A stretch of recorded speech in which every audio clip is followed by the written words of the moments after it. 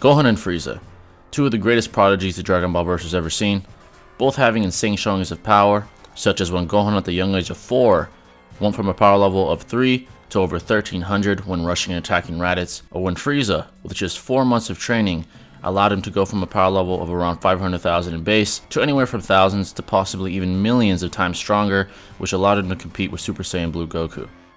It is safe to say that Gohan and Frieza have possibly the highest potential and hence ceiling out of any warrior within Dragon Ball verse not named Broly. So with the most recent power-ups displayed in recent canonical Dragon Ball media, with Gohan attaining his Gohan Beast form and Frieza attaining his Black Frieza form, it is only natural for us to wonder who would win between these two juggernauts.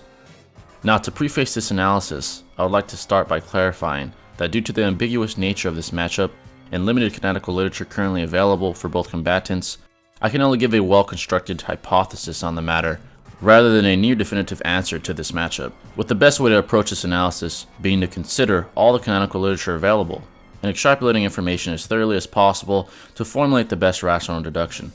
Either way, I hope to answer many of you guys' questions, so let us get right into it. So to give a quick rundown of how this video will be formatted, I'll first start out by scaling and analyzing Gohan in his new form. Followed by that, I'll be doing the same thing for Frieza in his new form. And finally, I'll be giving my hypothesis on who I think wins between the two based on the scaling established. Now, as we all know, Gohan in the recent film Dragon Ball Super Superhero was able to essentially one-shot Cell Max with his new form Gohan Beast.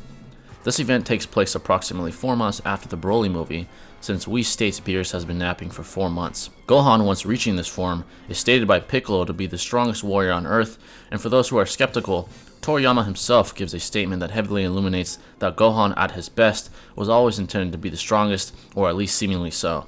Now, with these presuppositions strongly established, it is important to try and conduct a qualitative analysis when assessing how strong the Cell Max that Gohan fights is. Now, completed Cell Max, which is the one we didn't see, is stated to be even stronger than Broly, which allows us at bare minimum to rationally deduce that hypothetical Cell Max is stronger than Granola Arc Broly, since according to the writers at a New York Comic Con panel in 2021, that is around when Superhero takes place. However, since Cell Max didn't reach completion, it is more difficult to quantify its exact scaling and ceiling. But despite this, we can still safely rationally deduce that the Cell Max we do see is stronger than Broly Movie Broly, because the Cell Max battle is stated as the strongest battle ever fought. Hence, since it was explicitly indicated that this movie takes place after the Broly movie, then Cell Max is a stronger antagonist than Broly was during his battle with Goku and Vegeta, and by extension, Gogeta. Hence, we can also safely rationally deduce that Gohan Beast is significantly stronger than Broly Movie Broly, since he thoroughly handled and one-shotted Cell Max. This allows us to scale Gohan Beast above Goku and Vegeta at this point in the timeline, since it is far-fetched to assume Goku and Vegeta are reaching Broly Movie Broly's level in a mere 4 months, being leagues below him in the movie, and also because of Goku and Vegeta's obvious hesitation to take Broly on in the movie when training with Whis in the new film.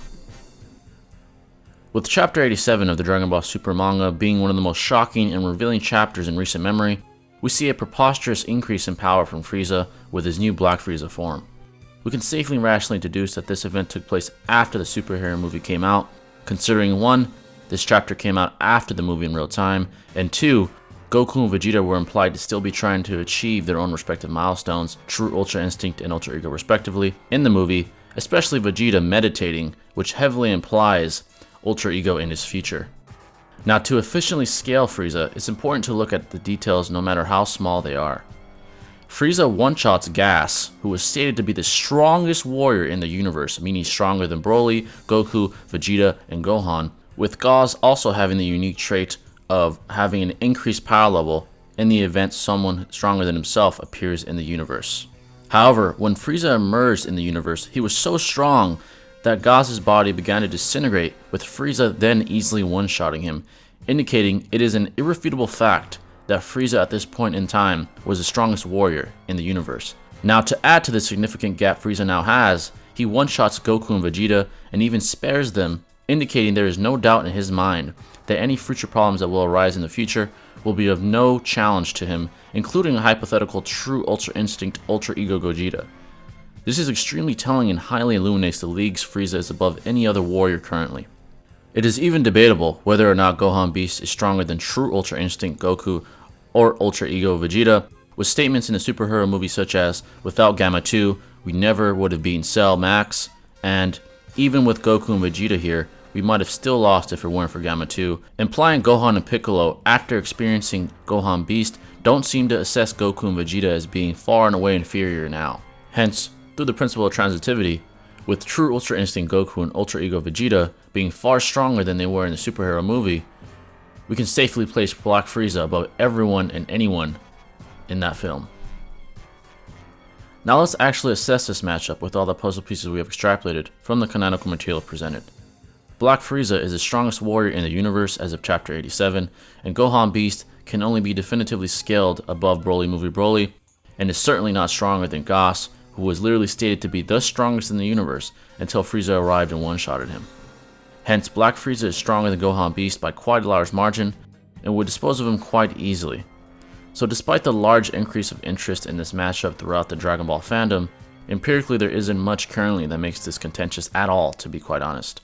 Therefore, based on the empirical evidence currently provided and statements made by the authoritative figure in Dragon Ball, Toriyama, this scaling is valid, with most counters being simply speculation and headcanon, which can't be backed up by anything empirically, at least for now. So now that I gave my legitimate theory on Gohan Beast versus Black Frieza, I thought I'd play devil's advocate for the sake of doing so. Hence, here's a possible theory that works to argue that Gohan Beast would beat Black Frieza.